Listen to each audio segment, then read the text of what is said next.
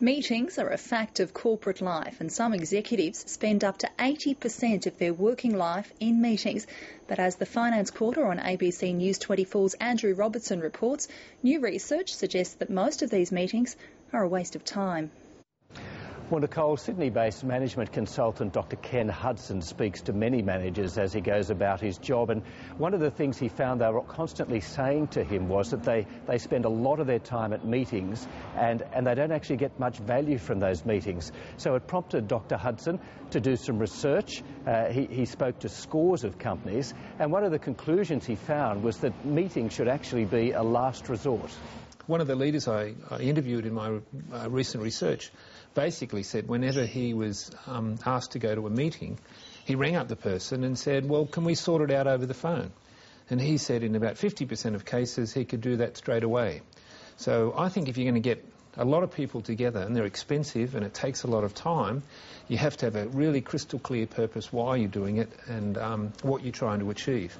So as Dr Hudson just said, you need a really clear purpose for a meeting. He also believes there needs to be a very flexible agenda, and he says there must be a way to accurately measure the effectiveness of meetings.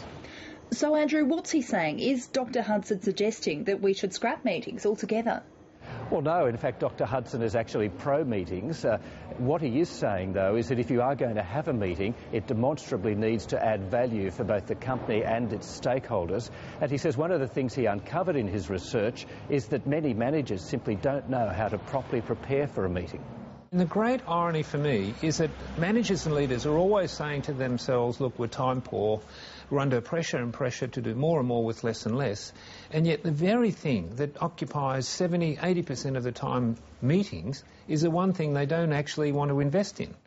Another thing Ken Hudson has discovered is that he's found that many people feel trapped into accepting every invitation to a meeting that they receive. He believes it's very important in companies to develop a culture where people can feel free to reject an invitation to a meeting without any ramifications coming from that rejection.